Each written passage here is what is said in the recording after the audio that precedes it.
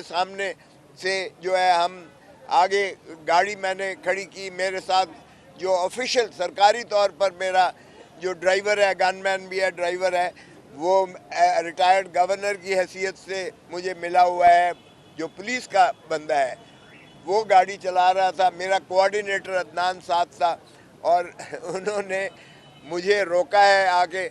ابھی ہم رواں ہو رہے تھے, مجھے گاڑی روکی ہے. ادریس ایس ایچ او جو ہے نارتھ کینٹ کا, اس نے کہا ہے, اور میں نے کہا بھائی کوئی برانٹ ہے کیا مسئلہ ہے. اس نے D S P Rana Ashfaq کو بلایا. D S P Rana Ashfaq صاحب تشریف لے آئے اور فرمانے لگے کہ سر آ جائیے گا. میں نے کہا کوئی وارنٹ ہے تو دکھائیے گا, کوئی ایف آئی آر ہے تو دکھائیے گا. ظاہر ہے کہ میں نے کہا, اور دوسری بات یہ ہے کہ میں ایم این اے ہوں, اور ایم این اے کو قانون کے مطابق, پریویلیجز کے مطابق, بغیر اسپیکر کی اجازت کے گرفتار نہیں کیا جا سکتا. اگر آپ کے پاس کوئی اسپیکر کی اجازت نامہ ہے, اگر آپ کے پاس کوئی ایف آئی آر ہے, اگر آپ کے پاس کوئی وارنٹ ہے تو دکھائیں. سر کہتا ہے جی آئے ذرا دفتر میں بیٹھ کے بات کرتے ہیں. دفتر میں بیٹھ کے بات کرتے ہیں. میں ظاہر ہے چلا گیا, کیونکہ پولیس فورس تھی, اور میرا 50 سال سے, میرا 5 دہائیوں پر محیط ایک ظاہر ہے قانون کی دنیا سے وابستہ ایک قانون کے طالب علم کی حیثیت سے مجھے جا کے تو تھانہ نارتھ گئے, وہاں کمرہ شاید انہیں میسر نہیں آیا. پھر ساؤتھ کینٹ میں مجھے جا کر ایس ایچ او کے کمرے میں بٹھا دیا, اور اس کے بعد 6 گھنٹے وہاں بٹھائے رکھا. میں یہ نہیں کہوں گا کہ میرے ساتھ کوئی بدتمیزی کی ہے, وہ خود بھی اپنی مجبوری کا اظہار کر رہے تھے, معذوری کا اظہار کر رہے تھے. بہت معذرت خواہ ان کا انداز تھا کہ جی حکم ہے. بھائی حکم کس کا ہے یہ تو بتانے سے وہ قاصر تھے. باہر کیف 6 گھنٹے مجھے بٹھایا, اور اس کے بعد جب ہائی کورٹ کی قراردادیں آئیں, مجھے ہائی کورٹ کے صدر کا فون آیا, اور اس کے بعد سپریم کورٹ کے صدر کا فون آیا. ان کی قراردادیں بڑی سخت قسم کی آئیں. انہوں نے چیف جسٹس صاحب کو کہا, اور اس انداز سے جو ہے میں نے سعد رفیق کو کہا کہ بہت مہربانی کہ تم نے اپنی اصلیت دکھا دی, اور میں تمہارے محبوس ہوں تمہارے تھانے میں. اگرچہ اس نے فون کر کے مجھے کہا کہ کھوسا صاحب میرا اس سے کوئی تعلق نہیں ہے. میں نے کہا نہیں تمہارا تو کسی چیز سے بھی کوئی تعلق نہیں ہے. لیکن میں نے کہا کہ تیرا شکریہ ادا کر دوں, تو مجھے بڑا بھائی کہتا ہے, تو میں نے کہا کہ چھوٹے بھائی کو میں شکریہ ادا کر دوں کہ میں یہاں محبوس ہوں. باہر کیف اس کے بعد انہوں نے 6 گھنٹے کے بعد ایک مچلکہ جو ہے مجھ سے لیا کہ جی میرے اوپر انہوں نے ایف آئی آر درج کی 290 اور 291 کی, جس میں یہ تھا کہ انہوں نے سڑک بلاک کر کے انہوں نے ٹریفک کو جو ہے نویسنس کریٹ کی, ٹریفک کی obstruction کریٹ کی. اور 290 کی جو ہے وہ ہے 600 روپیہ جرمانے کی سزا ہے, اور 291 کی جرمانہ یا 6 مہینے کی سزا کا ہے. تو وہ قابل ضمانت چونکہ دفعات تھے مجھ سے مچلکا, انہوں نے 20,000 کا لے کر اور مجھے کہا جی بڑی مہربانی آپ جائیے تشریف لے جائیں.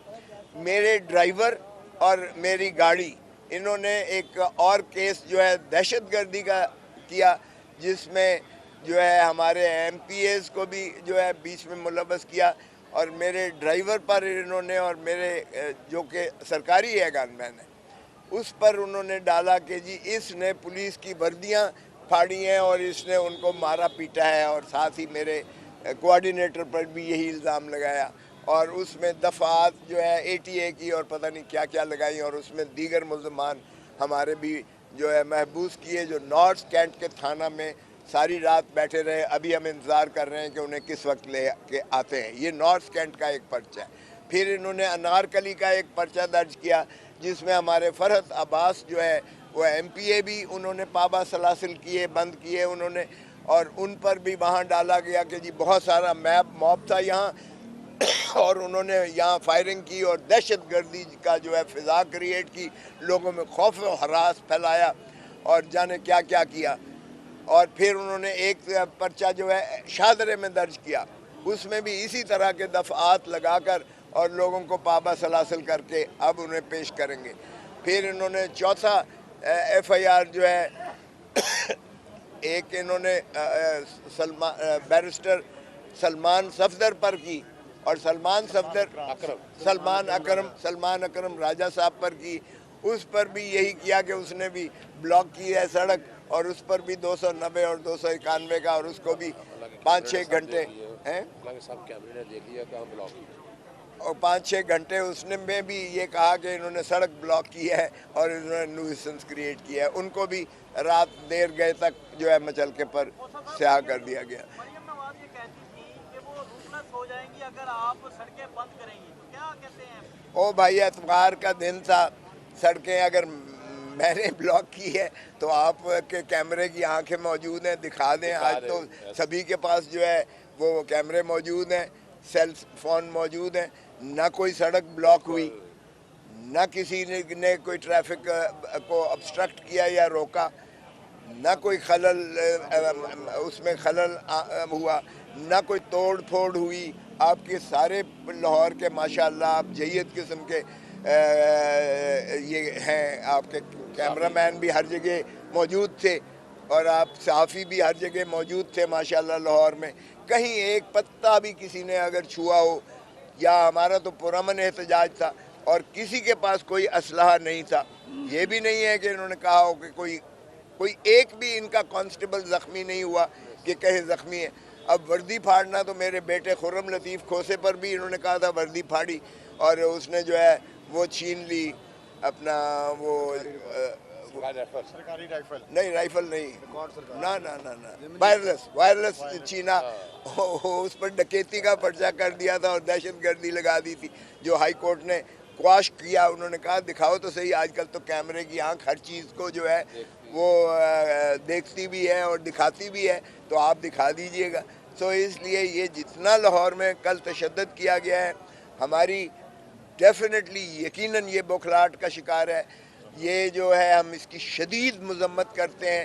عوام اس کی شدید جو ہے ایک اجتنابی کیفیت میں ہے, اور اس اذیت سے اور اس کرب سے جو ہے شروعات اگر کرتے ہیں یہ حکومت جو ہے ایک خود ساختہ جعلی حکومت, تو پھر ہم تو عوام کے لیے انشاءاللہ آواز اٹھا تک مینڈیٹ ہمارا بحال نہیں کیا جاتا, عوام کی حق حکمرانی بحال